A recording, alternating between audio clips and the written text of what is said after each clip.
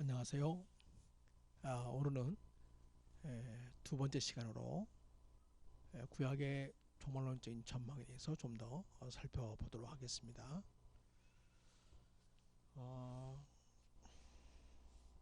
여러분의 교재 15쪽 그리고 부흥과 개혁사는 13쪽입니다. 거기 보면 브라이전 교수 또 그거를 프리전이라고 얘기하고 있는데요. 그 교수가 그 종말론을 신구약 성경의 메시지에 대한 일관된 사상으로 이야기하고 있습니다. 그래서 이렇게 이야기하고 있죠. 구약의 메시지의 중심부에 하나님의 왕궁에 대한 대망 사상이 놓여져 있다. 신약의 메시지에 면면히 흐르는 사상은 이 대망 사상이 나사렛 예수 안에서 원초적으로 성취되었다는 것이다. 그러므로 신약과 구약의 참된 중심은 종말론적인 전망이라고 할 수 있다. 그래서 구약의 종말론적인 전망의 핵심은 뭐냐? 바로 메시아 다시 오실 이상이 오실 메시아에 대한 그런 소망을 담고 있다. 이렇게 말할 수 있겠습니다.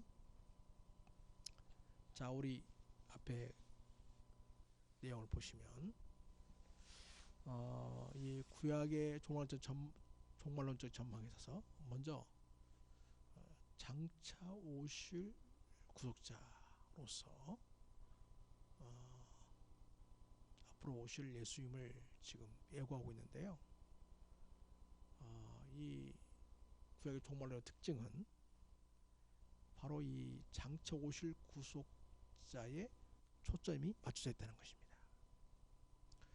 그러면 그 장차 오실 구속자는 어떤 방식으로 오는가에서 살펴보면 먼저 여자의 후손을 통한 구원자로서 온다는 거죠. 자, 창세기 3장 15절을 한번 같이 읽겠습니다. 시작. 내가 너로 여자와 원수가 되게 하고 내 후손도 여자의 후손과 원수가 되게 하리니 여자의 후손은 내 머리를 상하게 할 것이요 너는 그의 발꿈치를 상하게 할 것이라 하시고, 예, 이 창세기 3장 15절은 원초적인 복음이다 혹은 근원적인 약속이다 이렇게 이끌어주고 있습니다. 여기 제가 노란 글씨로 하고 있는 표시한 이 여자의 후손은 단수인데요.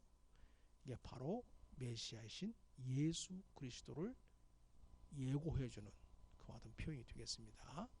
그래서 여자의 후손으로 오시는 메시아가 궁극적으로 그 뱀으로 그려지고 있는 뱀의 상징인 그 마귀, 뱀이 상징하고 있는 마귀, 바로 마귀를 상하게 하는 그런 결과를 가져올 거라는 것이죠.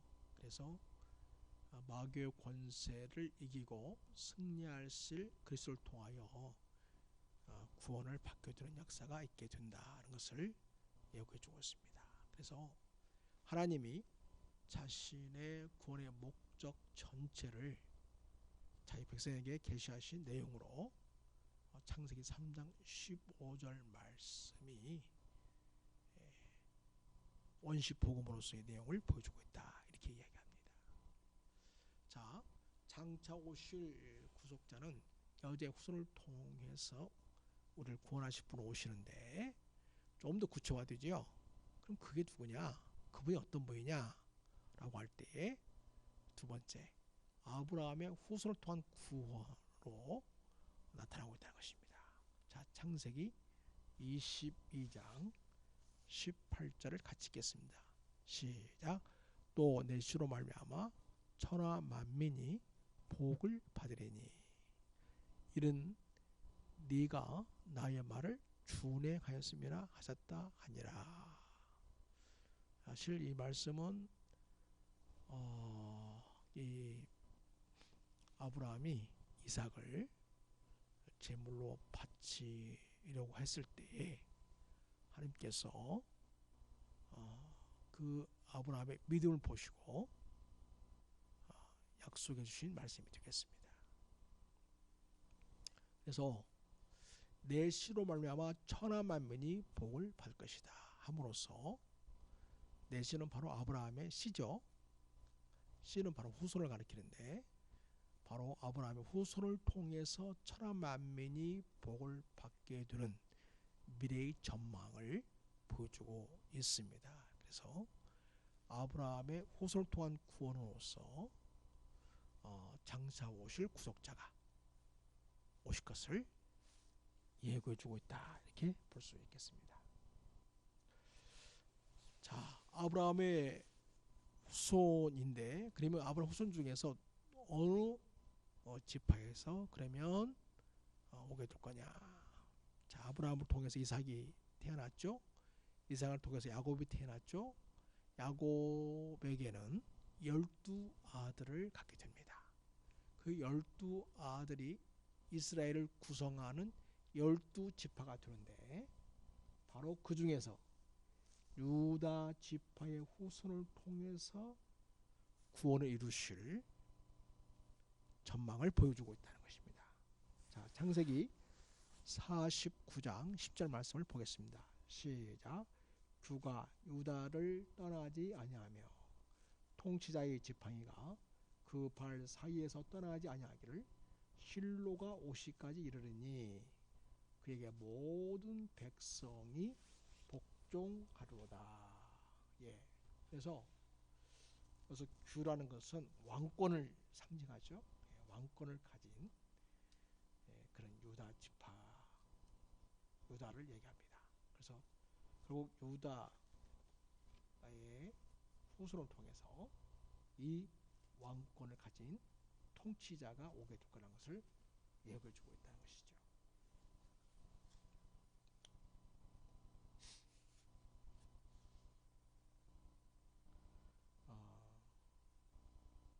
그래서 이제는 여자의 후손에서 아브라함의 후손으로, 아브라함의 후손에서 유다 지파 후손으로 좀 더 구체화되는 것을 볼 수가 있겠습니다. 더 후에 이제 구약의 계시가 펼쳐지는 과정 속에서 우리는 장차 오실 구속자가 누구냐? 바로 다윗의 후손임을 알게 되죠. 그렇습니다. 자, 그 다음에 장차 오실 구속자는 어떤 분인가? 모세와 같은 한 선지자로 오시는 분이시다. 것을 얘기해 주고 있습니다. 신명기 18장 15절을 보겠습니다. 시작. 내 하나님 여호와께서 너희 가운데 내 형제 중에서 너를 위하여 나와 같은 선지자 하나를 일으키시리니 너희는 그의 말을 들을지니라. 그래서 하나님과 대면하고 하나님의 구원 사역을 이루실 같은 선지자 하나를 일으키실 거라는 거죠. 바로 그분은 장차 오실 메시아를 예고하는 말씀이 되겠습니다. 그래서 너희는 그의 말을 들을지니라. 자, 이와 같이 장차 오실 구속자는 모세와 같은 한 선지자로 오신다라는 사실을 신명기 18장은 우리들에게 제시해주고 있습니다.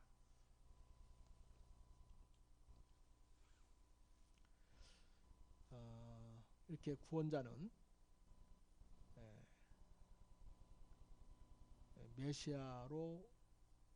메시아이신데 바로 그분은 선지자요 왕이요 제사장의 직분을 다 포함한 그런 지위와 역할을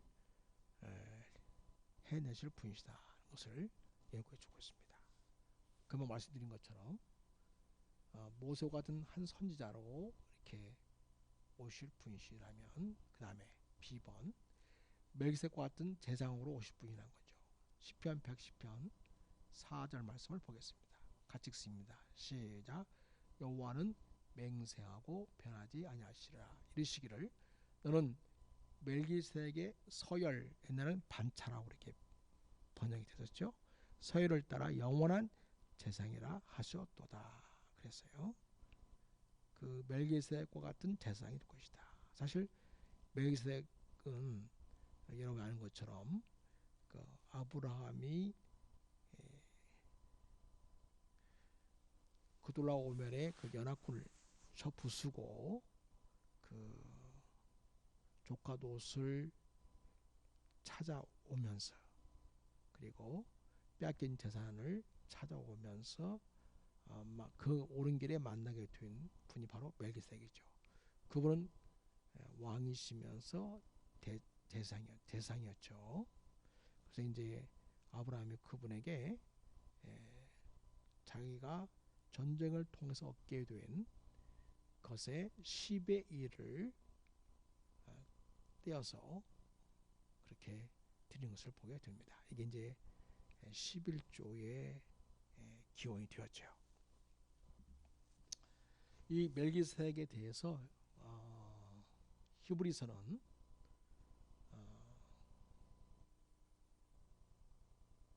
그 멜기세덱의 일티면 족보도 없고 아버지도 없고 이런 모든 이 세상의 어떤 그 출신에 대해서 알려지지 않은 그와 같은 말하면 신적인 그런 요소가 있는 그런 재상으로 얘기하면서 예수 그리스도는 이 세상의 레위지파의 반열을 따라 재상이 된 것이 아니라 이 족부도 없고 이 아비도 없는 그러한 멜기세덱에 대한 그것을 할에 속한 재상이라고 이렇게 표현함으로써 멜기세덱의 그 영원한 대상성 성격을 히브리서는 보여주면서 바로 예수님이 멜기세덱의 반열을 따른 것이다 이렇게 얘기하고 있습니다. 그래서 멜기세덱은 바로 신적 반열을 따르는 그 같은 대상으로 이렇게 성경에는 등장하죠. 그래서 이 세상에 속하지 아니한 영원한 한에 속한 대상으로서의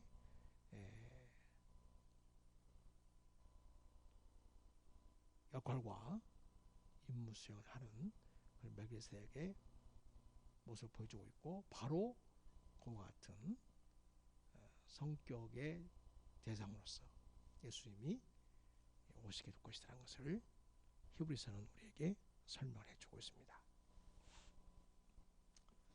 자, 그 다음은 좀 더 구체화되죠.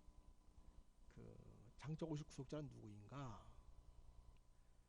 선지자이면서 왕이시고 제사장의 직분을 가지고 오실 분이신데 이번에는 왕적 직분을 가지고 오실 분이심을 보여주고 있습니다. 그래서 선지자, 제사장, 왕적 이 세 가지 직분을 다 포함한 그런 기름 부음 받은 메시아로 오실 것을 내다보고 있다는 것이죠. 자, 스가랴 9장 9절 보겠습니다. 여러분 잘 아는 말씀이죠. 다 같이 읽겠습니다. 시온에 따라 크게 기뻐할지어다. 예루살렘에 따라 즐거이 부를지어다. 보라, 내 왕이 내게 임하시나니 그는 공의로우시며 구원을 베푸시며 겸손하여서 나귀를 타시나니 나귀의 작은 것 곧 나귀 새끼니라. 그래서 예수님이 사실은 이제 나중에 예루살렘 입성할 때 그 작은 나귀를 타시죠. 나귀 새끼를 타시게 되는데 이미 스가랴에서 그걸 예고하고 있었어요. 그래서 내 왕이 내게 임하신다. 그런 공로우시며 구원을 베푸시는 분이시다. 이렇게 얘기해 주고 있습니다. 그래서 다윗을 이을 왕으로서 구원주로 오시는 것을 보여주고 있습니다. 자, 그 다음에 사무엘하 7장을 봅니다. 12절에서 13절을 보면 같이 읽겠습니다. 내 수완이 차서 내 조상과 함께 누울 때에 내가 네 몸에서 날 내 씨를 내 뒤에 세워 그의 나라를 견고하게 하리라. 그런데 이름을 위하여 집을 건축할 것이요 나는 그의 나라 왕위를 영원히 견고하게 하리라. 이렇게 말씀함으로써 하나님이 다윗의 나라 왕위를 영원히 견고하게 하신다는 말씀을 통해서 결국 영원히 견고하게 된 것은 뭐 다윗이 영원히 살 것을 말하는 것은 아니죠. 다윗을 이길 자를 통해서 영원히 견고한 하나님 나라를 하나님이 세우실 것이다 라고 하심으로써 다윗을 잇는 영원한 왕으로서 오시는 그런 구속자로서 하나님이 이스라엘 백성들에게 예고해 주고 있다 이렇게 볼 수가 있겠습니다.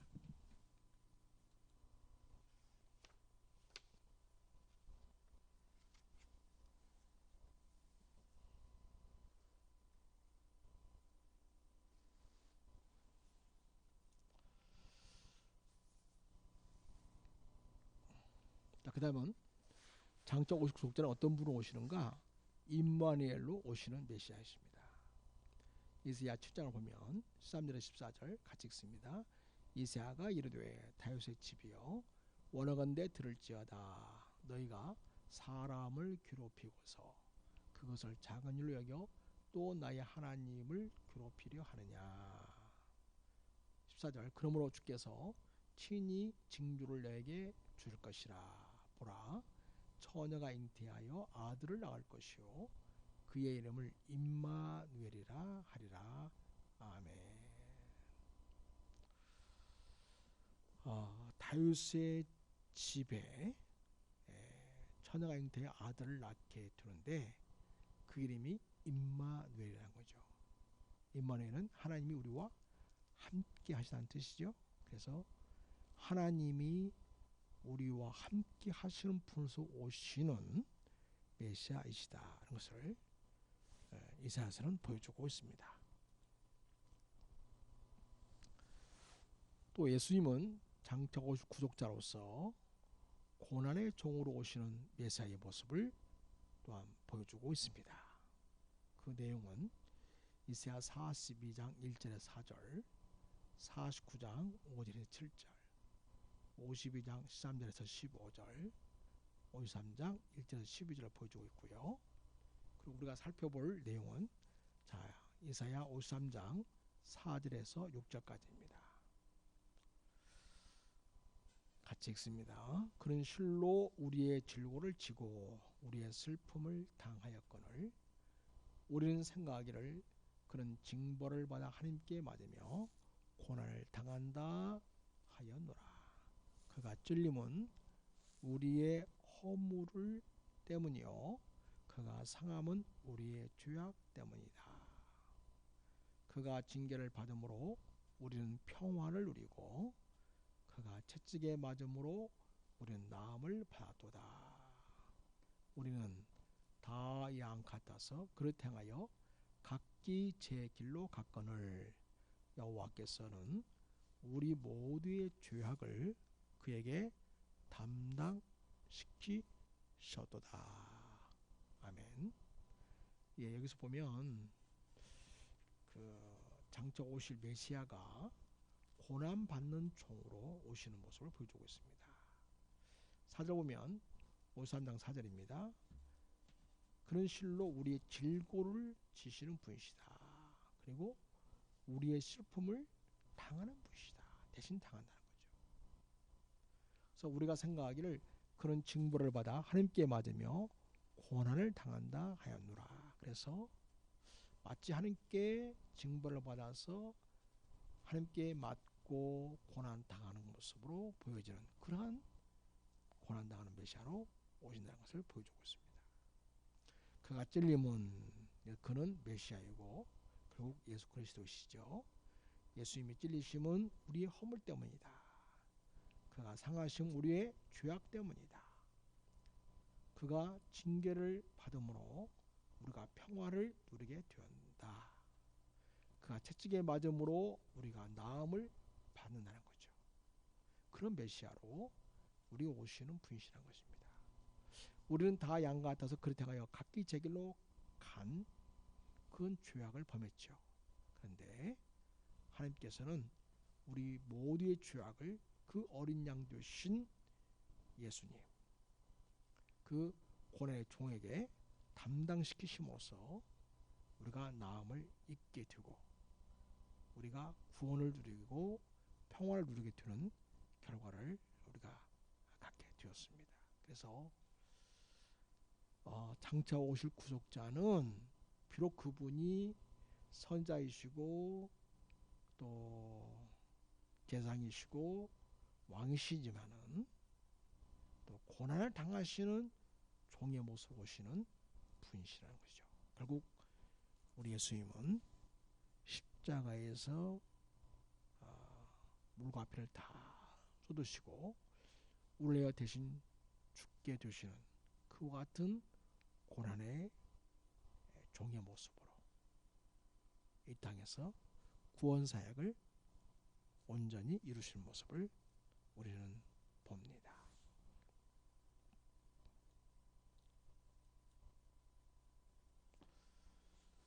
자, 그리고 장차 오실 구속자는 인자로 오시는 메시아다를 보여주고 있습니다. 인자. 자, 인자 말 그대로 하면 사람의 아들이죠. 그렇죠? 그렇지만 예, 다니엘과 연관시켜서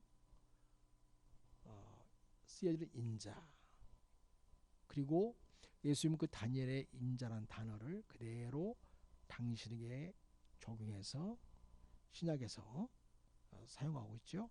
그래서 인자가 하시면서 예수님은 당신 자신을 가리키는 말로 인자라는 단어를 사용합니다. 그것은 단순히 사람의 아들이라는 뜻이 아니라 바로 다니엘서의 인자 같은 이라고 하는 분으로서 오신 당신이심을 나타내신 것이죠. 다시 말해서 인자 같은 이로 오신 메시아이심을 예수님이 표현하고 있는 것입니다. 다니엘서 7장을 보면 13절에 내가 또 밤 환상 중에 보니 인자 같은 이가 하늘 구름을 타고 와서 애쪽부터 계신 이에게 나와 그 앞으로 인도되매. 자, 인자 같은 이가 하늘 구름을 타고 옵니다. 애쪽부터 항상 계신 이가 누구 계세요? 하나님이시죠. 성부 하나님이시 되겠습니다. 자, 이제 하늘 앞으로 인도되었어요. 14절 그에게 하나님이 그에게 그러니까 예수 인자 같은 이에게 권세와 영광과 나라를 주었다. 또 모든 백성과 나라들과 단언어를 말하는 모든 자들이 그를 섬기게 하였다. 이렇게 다니엘서가 예고하고 있는 것입니다. 그리고 그분의 권세는 소멸되지 않냐는 영원한 권세다. 그의 나라는 멸망하지 아니할 것이다. 이렇게 함으로써 그 인자 같은 이가 가지게 될 권세는 영원한 권세다. 또 그의 나라는 멸망하지 않는다. 그럼으로써 영원한 나라라는 것을 보여주고 있고 영원한 권세를 가지신 분으로 말씀하고 있는 거죠. 자, 따라서 어떤 인간도 영원한 권세를 가질 자는 없죠. 어떤 이 세상의 왕국도 멸망치 않는 왕국이 없었습니다. 그래서 여러분 하나님이 보내실 인자 같은 이로 오시는 바로 예수 그리스도만이 영원한 권세를 가지시게 되고 멸망하지 않는 당신의 나라를 갖게 되는 것이죠. 궁극적으로 그리스도의 완전한 승리와 영원한 왕주신 그런 예수님이심을 예고해주고 있습니다. 이와 같이 구약은 장차 오실 구속자를 제시하면서 종말론적인 전망을 보여주고 있습니다.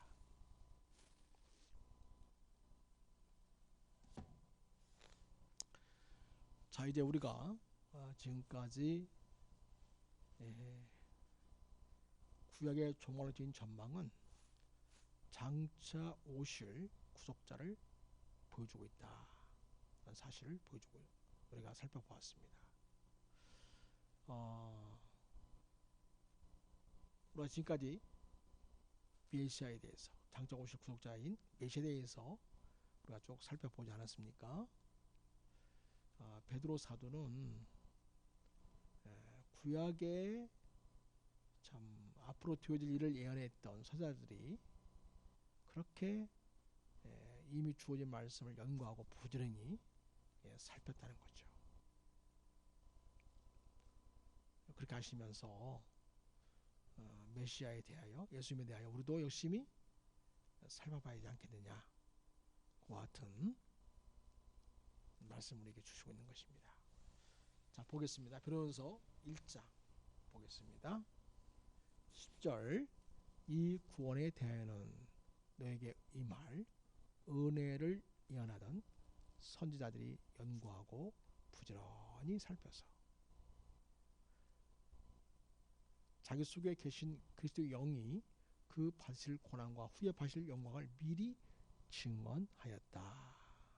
또 누구를 또는 어떠한 때를 지시하는지 상고하였다. 이렇게 말하고 있습니다. 그러니까 그 안에 있는 성령을 통해서 선지자들은 하나님의 말씀을 연구하고 부지런히 살펴서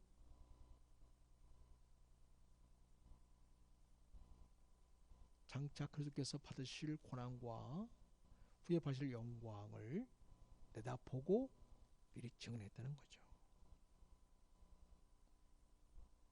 또 누구를 또는 어떠한 때를 지시하는지 상고했다. 깊이 묵상하고 연구했다는 것입니다. 그런 자세가 우리에게도 필요하다는 것이죠. 그래서 우리가 종말론을 살피면서 우리의 구원주 주신 메시아에 대하여 진지한 자세로 연구하는 태도가 우리에게 필요하다. 것을 이야기합니다. 이 섬긴 바가 자기를 위한 것이 아니요 너희를 위한 것임이 계시로 알게 되었으니. 그렇죠. 사실 이분들이 장차 메시아가 오셔서 고난을 받게 두고 영광을 받게 둘 것을 미리 증언했는데 당신들은 사실 예언은 했지만 그걸 직접 보지는 못했던 거죠.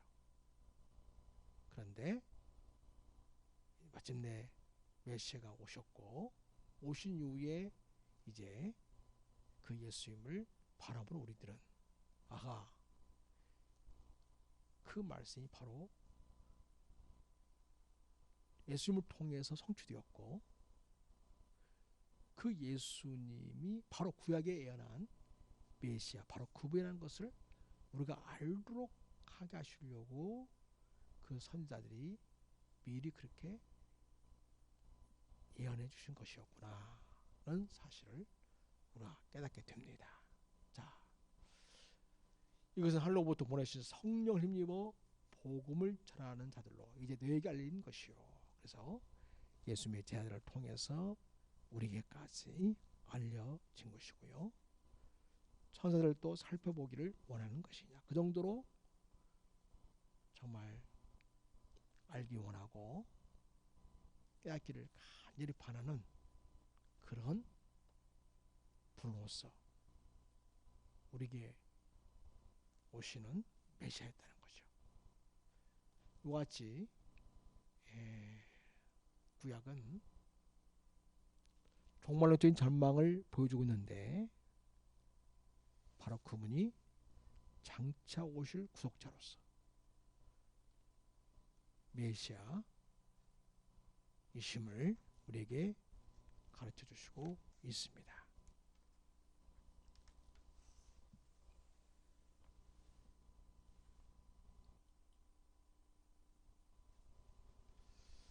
자, 그 다음에 구약의 조물주인 전망에서 또 구약에 내다보게 하는 종말의 전망은 바로 하나님의 왕국입니다.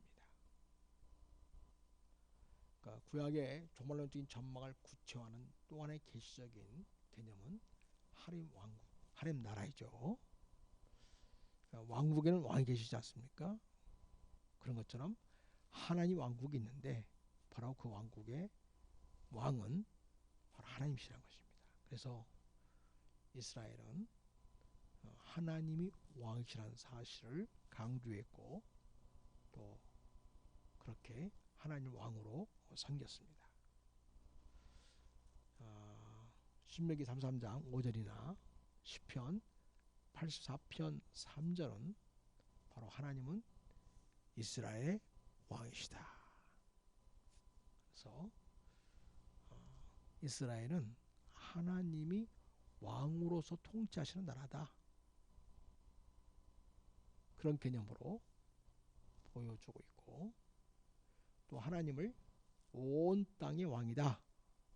시편 29편 10절과 47편 2절에서 보여주고 있습니다. 또 그 다음에 구약의 조망진 전망에서 보여주는 것은 그 하나님의 영원한 통치권과 그다음에 멸망하지 않을 왕국을 보여주고 있어요. 하나님 나라를 보여주고 있는 것이죠.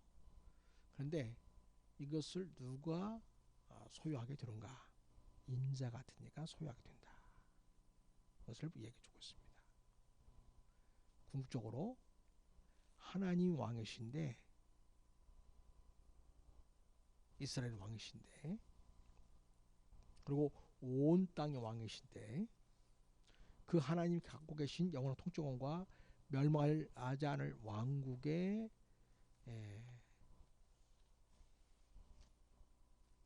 진정한 왕으로서 인자 같은 이가 그 모든 것을 소유하고 다스리를 통치권을 갖고 있다는 거죠. 바로 그분이 메시아이시고 예수 그리스도라는 사실을 구약에서 예고해 주고 있다는 것입니다. 다니엘서도 보면 2장 4절과 45절 이 내용은 이 바벨론 왕이 느부갓네살이 꿈을 꾸지 않습니까? 그런데 한 돌이 날아와서 그가 꿈꾸었을 때 그 신상의 모습이 쭉 있는데 머리는 금, 가슴은 은 이런 식으로 쭉 이제 그 신상의 모습이 보이지 않습니까? 그런데 그거를 한 돌이 날아와서 다 깨트려 버리죠. 이게 뭘 보여주냐면 결국 이 세상에 어떤 왕국이든 간에 결국 그리스도의 심판을 통하여 결국 팔멸될 것을 얘기해주고 있죠. 그러면서 동시에 다니엘서 7장은 뭘 보여주냐면 인자 같은 이로서 영원한 권세와 나라를 소유하게 되시는 분심을 얘기해주고 있어요. 그래서 영원한 나라를 통치하시는 그런 분으로서 인자 같은 이 메시아를 제시하고 있다는 거죠. 그래서 구약은 이와 같이 하나님 왕국이라는 그러한 전망을 통해서 이 세상이 앞으로 어떻게 되어질 것인가를 보여주고 있다. 이렇게 이해하시면 되겠습니다.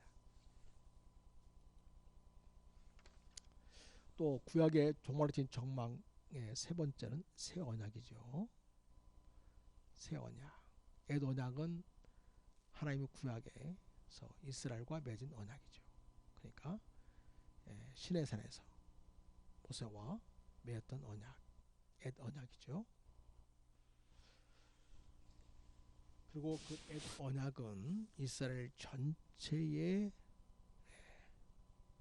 통치하는 그런 원리가 되었죠. 자, 그런데 이 언약은 두 돌판에 새겨진 언약이렇게 말하죠. 근데 이제는 하나님께서 새 언약을 맺겠다고 하시면서 어디에 기록한다고 하시냐면 마음에 기록한다. 마음에.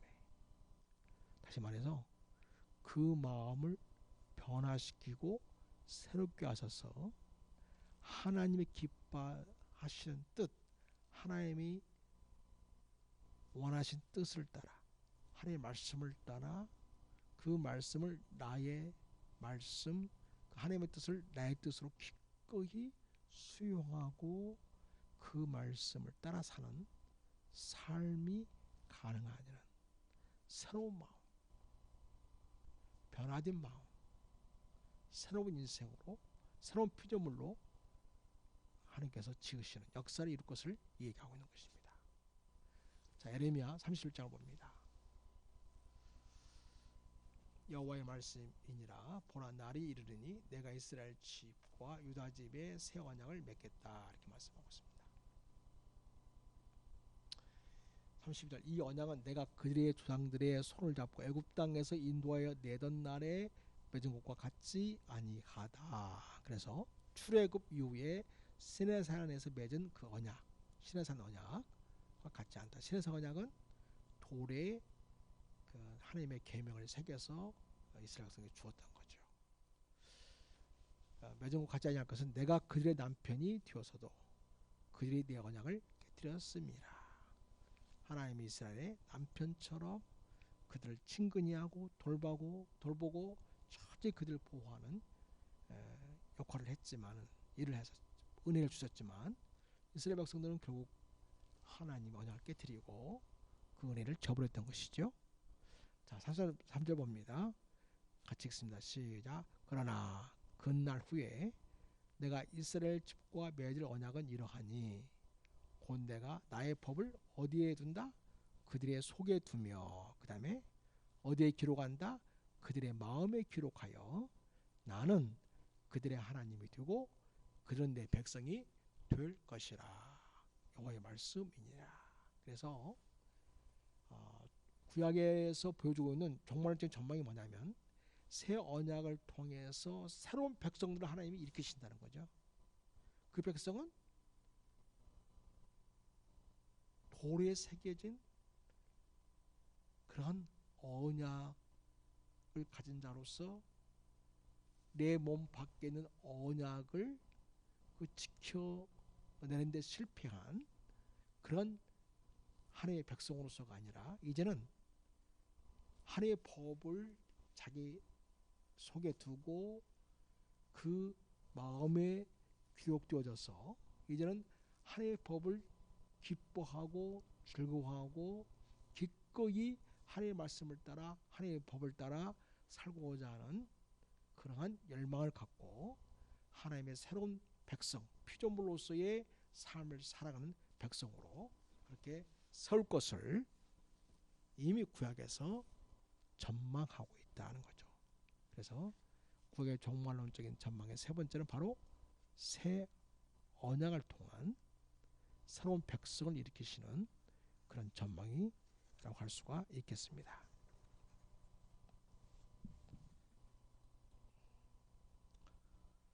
자, 새 언약에서 히브리서 8장 10절 봅니다. 또 주께서 이르시되 그날 후에 내가 이스라엘 집과 맺을 언약은 이것이니 내 법을 그들의 생각에 두고 그들의 마음에 이것을 기록하리라. 그러니까 지금 예레미야 31장 말씀을 히브리서 8장에서 그대로 가져와서 쓰고 있죠. 나는 그들에게 하나님이 되고 그들은 내게 백성이 되리라.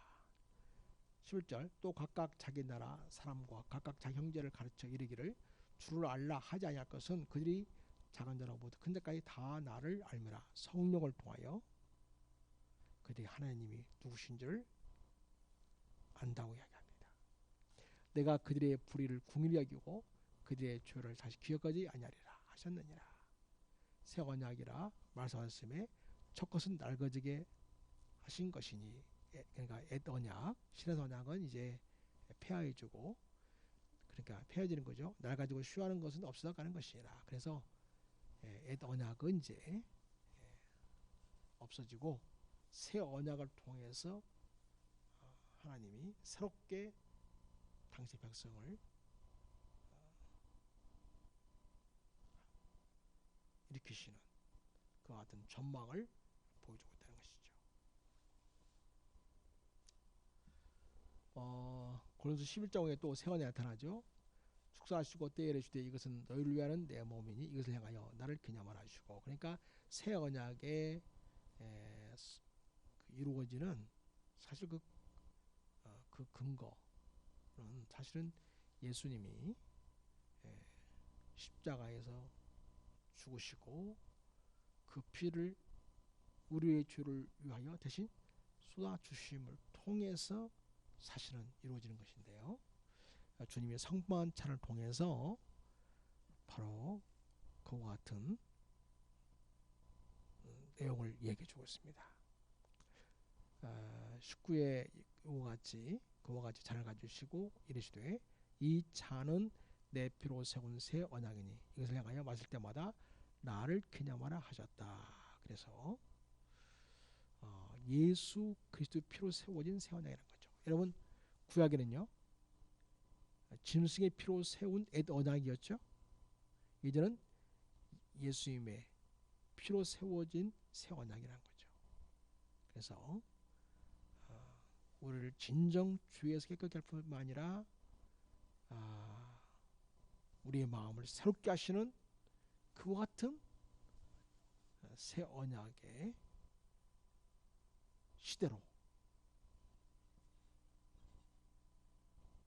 시작되었다는 것을 우리 주님이 지금 얘기해 주고 있습니다.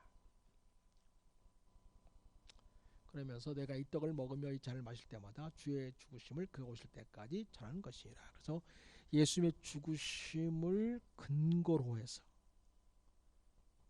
새 언약이 세워지게 되고, 이 새 언약을 통해서 우리는 새로운 피조물이 되고, 그리고 하나님의 말씀을 우리 심장에 새기고 마음에 새기고 살아가는 거룩한 새 백성으로 우리가 살아갈 수 있게 된 것입니다.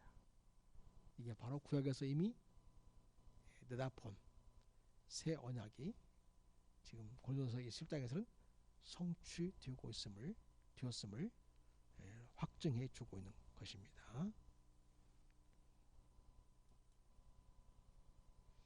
자, 구약의 종말론적인 전망의 네 번째는 바로 이스라엘의 회복이라고 할 수가 있겠습니다. 여러분, 종말에 대해서 두 가지 관점이 있죠. 하나는 심판이고 하나는 구원이죠. 자, 여러분, 이스라엘의 모습을 보십시오. 첫 번째는 언약을 깨뜨린 이스라엘의 운명은 바로 무엇입니까? 멸망이죠. 그래서 북쪽 이스라엘은 아수르의 BC 722년에 멸망을 당하고 나라가 없어집니다. 그리고 남쪽 유다는 바빌론의 BC 586년에 멸망하게 됩니다. 이게 바로 언약을 어기고 하나님을 쳐버린 이스라엘의 운명이죠. 언약 깨뜨린 이스라엘의 운명이 바로 멸망입니다. 그렇지만 하나님은 또 그들을 새롭게 하시고 일으키셔서 회복하실 것을 예고주고 있다는 것입니다. 그래서 이 구약에서 보여주는 종말론적인 그런 모습의 하나는 뭐냐면 바로 새로운 회복이라는 그런 모습을 보여주고 있는 것이죠. 자, 그래서 회복을 약속해주고 있는데요. 이사야 11장 10절을 한번 보겠습니다. 같이 읽지요. 그날에 이새의 뿌리에서 한 싹이 나서 만민의 기치로 설 것이요 열방이 그에게로 돌아오리니 그가 거한 곳이 영화로우리라. 그래서 이새의 뿔에 한 싹이 나가지고 만민의 기초로 설 것이다. 열방이 그에게로 돌아올 것이다 해서 회복을 약속해주고 있어요. 그가 거한 곳이 영화롭게 될 것이다 해서 새로운 회복을 약속해주고 있습니다. 11절 그날에 주께서 다시 그의 손을 펴사 그의 남은 백성을 아수르와 애국과 바드로스와 구스와 엘람과 시날과 하맛과 바다 섬들에서 돌아오게 할 것이다. 온 열방에서 다시 돌아와 회복하게 하시는 약속 주시고 있어요. 12절에 여호와께서 열방을 향하여 빛을 세우시고 이스라엘 쫓긴 자들을 모으시며 땅 사방에서 유대의 흩은 자들을 모으시겠다 하심으로써 회복을 약속해 주고 있습니다. 그런데 그 회복의 조건은 뭐냐면 하나님 앞에 회개하는 거죠. 돌아오는 거죠. 그리고 하나님에 대한 진정한 헌신의 모습을 보이는 것이죠.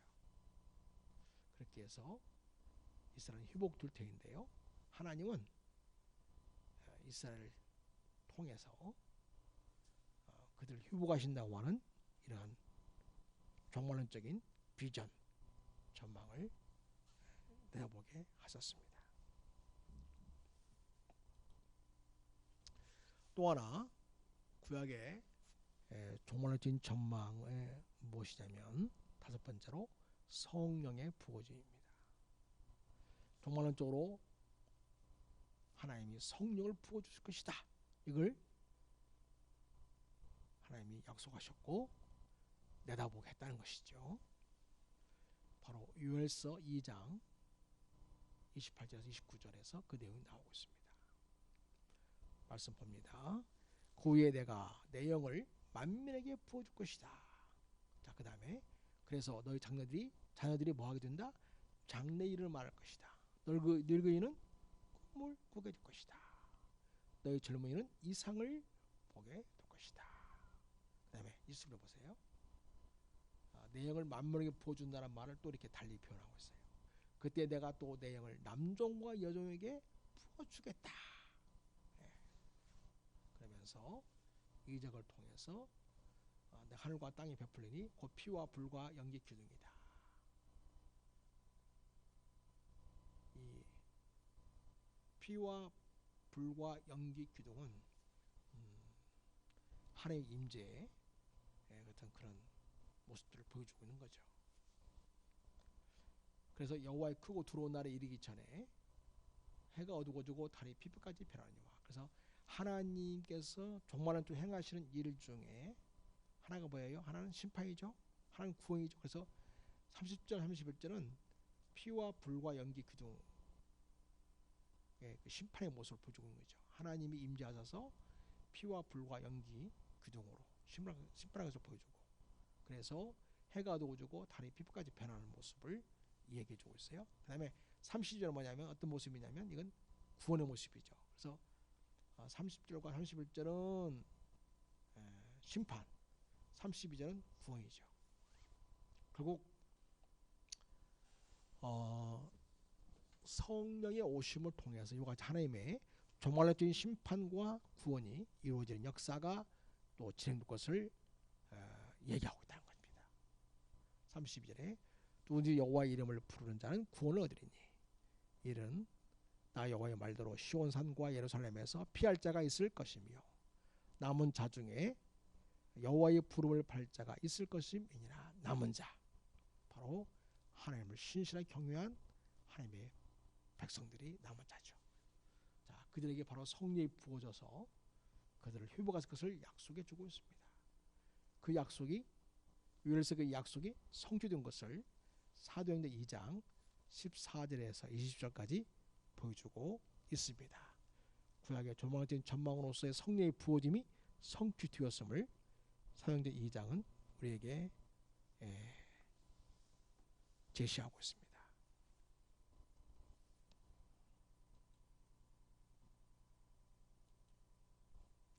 자, 그 다음에 구약의 종말론적인 전망은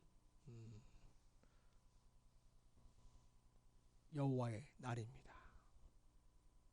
바로 심판의 날이요 동시에 구원의 날, 구속의 날이죠. 이 여호와의 날은 수용적이고 종말론적인 심판과 구속의 날인 것을 보여줍니다. 자, 요엘서 2장 31절 봅시다.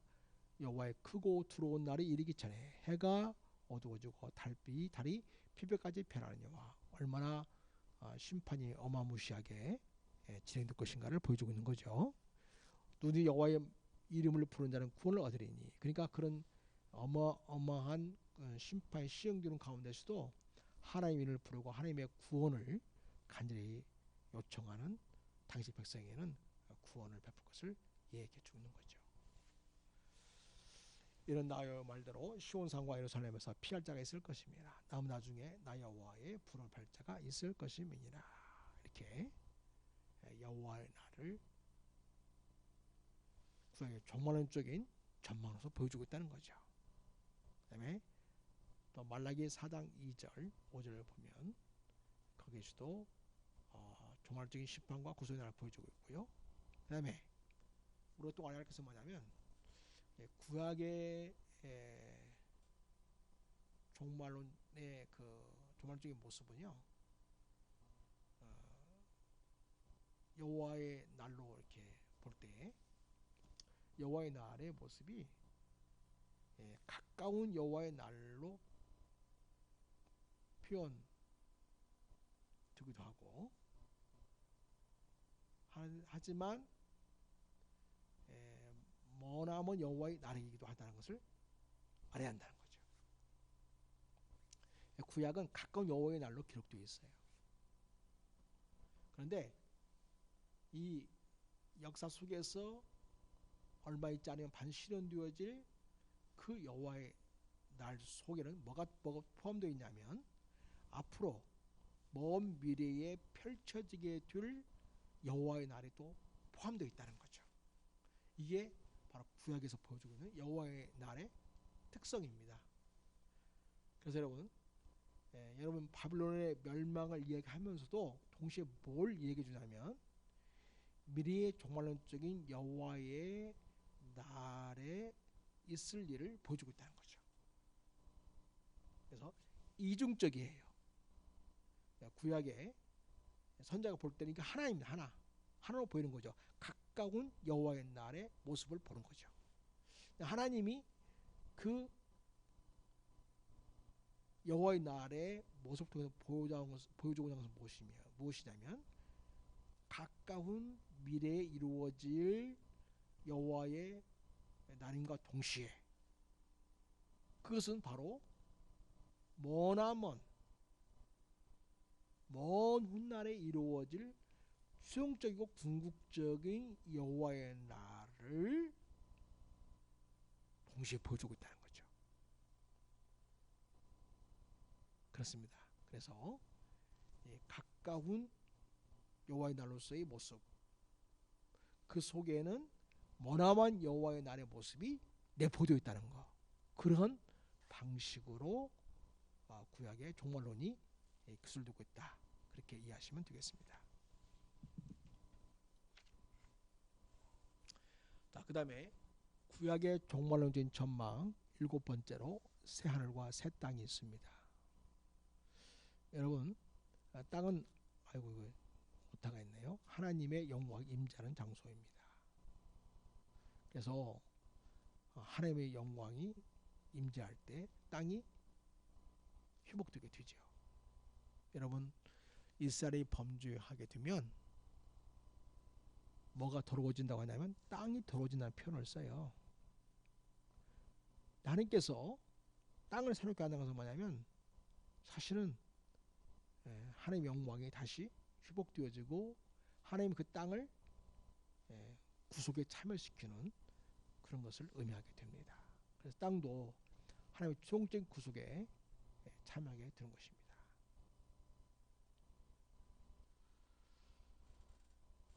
그 다음에 최종적이고 종말론적인 심판과 구속의 날이 있게 되는데 바로 땅이 회복되는 것을 얘기해 주죠. 이사야 32장 보면 마침내 위에서부터 영을 우리에게 부어주시리니 광야가 아름다운 밭이 된다. 아름다운 밭을 숲으로 여기게 될 것이다. 그래서 광야, 숲이 회복된 걸 말하고 있지 않습니까? 다시 말하면 땅이 회복되는 걸 말하고 있는 거죠. 16절에 그때에 저희가 광야에 거하며 공의가 아름다운 밭에 거하느니, 밭, 땅이죠. 땅이 회복되는 걸 말하는 거죠. 그래서 새 땅을 말하고 있습니다. 그래서 구약에서는 새 하늘이 회복될 이런 부분에서는 이렇게 이미지를 우리에게 보여주지 않고 있지만 새 땅이 새 땅으로 회복될 이미지는 우리에게 많이 보여주고 있죠. 근데 원래 여러분 아시다시피 하나님이 우주를 창조하시고 아담과 하와를 또 만드시고 그들을 에덴 동산에 두지 않았습니까? 하나님이 거기 계셨어요. 에덴 동산에. 에덴 동산은 땅이죠. 하나님이 거기 계셨어요. 거기가 바로 하늘이었던 거죠. 그래서 최초의 에덴 동산은 하늘과 땅이 함께 공존하는 그런 자리였습니다. 그러나 인간이 범죄함을 통해서 하나님이 하늘 위로 올라가시죠. 인간과 분리된 상태로 계시게 됩니다. 다시 말해서 땅과 분리된 상태로 계시게 되는 거죠. 근데 하나님께서는 이 땅을 새롭게 하신다는 거죠. 이 땅을 새롭게 하신다는 것은 동시에 하늘도 새롭게 하신다는 걸 말하는 거죠. 따라서 구약의 종말론적인 전망으로서 일곱 번째는 새 하늘과 새 땅의 모습을 제시함으로써 하나님께서 궁극적으로 이 세상을 어떻게 할 것인가를 보여주고 있다. 이렇게 이해할 수 있겠습니다. 자, 이제까지 우리가 구약의 종말론적인 전망을 살펴보았는데요. 한번 정리해 보겠습니다. 미래에 있을 종말론적인 시대들을 살펴보았습니다. 장차 오실 구속자의 모습으로 구약의 종말론을 보여줬죠. 하나님의 왕국을 하나님이 제시함으로써 미래에 있을 종말론적인 모습을 보여준 거죠. 새 언약을 맺을 것을 약속하심으로써 미래에 있을 종말론적인 시제를 보여준 거죠. 이스라엘 회복을 약속하심으로써 미래에 있을 종말론적인 모습을 보여주고 있고요. 종말에 성령의 부어짐이 있을 것을 예고해 주었고 여호와의 날로 종말론적인 사건이 어떻게 정해질 것을 보여주고 있고 그리고 초정적으로 새하늘과 새 땅이 있게 될 것을 예고함으로써 미래에 있을 종말론적인 시제들에 대해서 우리에게 보여주었습니다. 또 구약에 종말론적인 표현들이 있지 않습니까? 그 중에 대표적인 것이 바로 여호와의 날이라는 단어죠. 또 말이라는 단어가 되겠습니다. 또 다가올 날, 또 그때에 이런 단어들이 종말을 보여주는 그런 표현들이 되겠습니다. 구약 선지자의 관점을 보겠습니다. 구약 선지자는 이 초림과 재림, 예수님의 초림과 재림을 이렇게 구분해 가지고 바라볼 수 있는 그런 상황은 되지 않았습니다. 하나로 본 것이었죠. 바로 중첩되어 있기 때문에 그랬습니다. 그래서 그리스도의 초림과 재림 관련된 항목들이 중첩되어 있었어요. 그래서 한 번의 강림으로 보았던 거죠. 그래서 이 예수님의 오심에 대해서 메시아의 오심을 초림으로만 이렇게 그들은 볼 가능성이 많이 있고 그 초림을 통해서 동시에 그 궁극적으로 이루어질 종말론적인 심판이나 구원 이런 부분이 같이 어우러져 나타나고 있다는 거죠. 그런데 신약을 통해서 보면 그것이 구분이 되죠. 예수님의 초림 그리고 예수님의 재림 이게 구분이 되고 바로 이 종말론적인 성취가 예수님의 초림과 재림을 통해서 성취되고 있음을 알 수 있겠습니다. 자, 이제 우리가 구약의 종말론적인 전말을 보았는데요.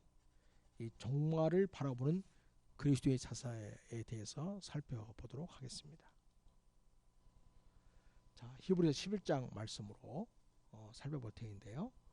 우리 같이 한번 읽겠습니다. 자, 시작.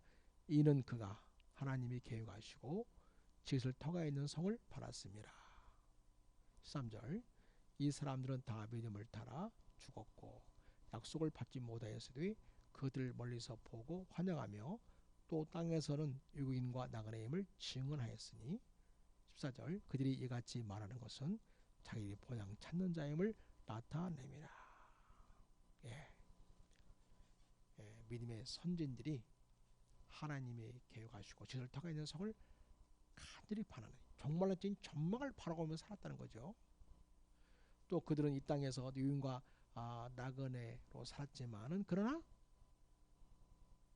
그 앞으로 뒤워질 하나님의 나라 종말론적인 전망을 멀리서 보고 환영하는 그러한 삶을 살았다는 것입니다. 그렇게 함으로써 그들이 본향 찾는 자임을 나타냈다는 거죠. 39절. 이 사람들은 다 믿음으로 말미암아 증거를 받았으나 약속된 것을 받지 못하였으니. 장차 오실 메시아에 대한 증거는 받았죠. 그러나 그 메시아가 오신 것을 그들의 눈으로 확인하지는 못했던 것이죠. 사실 우리를 위해서 그 메시아의 오심이 이루어진 거죠. 이는 하나님 우리를 위하여 더 좋은 곳을 예비하였은즉 우리가 아니면 그들로 온전함을 이루지 못하게 하려 하심이라. 그들이 구약의 성도들이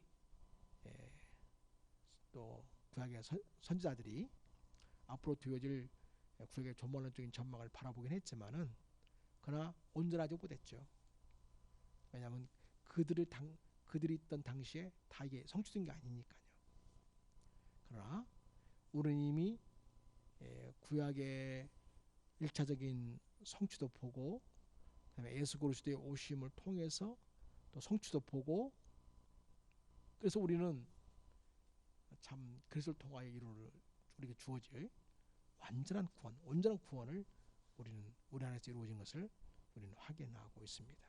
또 장차 예수님 오심으로써 그 구약에 말했던 종말적인 전망의 최종적인 부분이 또한 성취될 것을 우리는 내다보고 있는 것이죠. 그러므로 우리도 주님 오셔서 최종적인 종말을 성취하시고 모든 것이 하나님의 주권을 통해서 하나님의 그 유디하신 섭리와 하나님의 계획 속에서 모든 것이 진행된 것임을 우리는 다시 한번 확인하면서 우리가 주기도문에서 고백하는 것처럼 나라와 권세와 영광이 영원히 아버지께 있습니다. 그런 고백을 우리는 해야 하겠습니다. 구약은 메시아를 바라는 종말의 전망을 바라보았고 하나님께서 그들에게 이와 같은 희망을 주심으로써 하나님을 온전히 의지하고 믿음으로 승리하면서 언약 백성의 삶을 살길 바랬던 것처럼 오늘날 이 시대에도 다시 오실 그리스도를 바라보면서 새 언약을 가진 자로서의 참으로 삶을 이루는 성도의 삶을 살아가고 그리고 하늘의 나라, 하나님 나라 또 영원한 산과 새 땅을 바라보면서 오늘 우리의 믿음을 지켜내고 그 약속의 언젠가는 반드시 실제로 성취될 것임을 우리가 기대하면서 우리의 믿음을 지켜내는 우리 모두가 되기를 바랍니다. 기도하겠습니다. 하나님 아버지 오늘 구약의 종말론적인 절망에 대해서 알게 하신 것을 감사드립니다. 하나님 아버지 구약 시대에 그들이 온전히 깨달았지는 못했지만 그러나 하나님의 구원이 약속되었고 미래에 펼쳐질 종말적인 전망을 그들은 어렴풋이나마 그림자로서 알게 되었습니다. 그러나 그들은 그들을 붙잡고 하나님을 기대했고 믿음을 지켰고 그리고 오실 메시아를 그들은 사모했습니다. 우리는 이미 오신 메시아를 믿고 있고 다시 오실 그리스도를 내다보고 있습니다. 그리고 오늘 우리에게 주신 말씀을 통해서 오늘 우리의 믿음을 지켜가는 그와 같은 삶을 하나님 허락해 주셨고 우리에게 하나님 나라를 주셨고 하나님 나라를 이 땅에 풍성하게 드러나도록 하는 일에 본을 받은 자로 살아가고 있음을 인하여 감사를 드립니다. 하나님 아버지, 우리가 주기도문에서 고백한 것처럼 우리가 이와 같은 하나님 나라의 전망을 바라보면서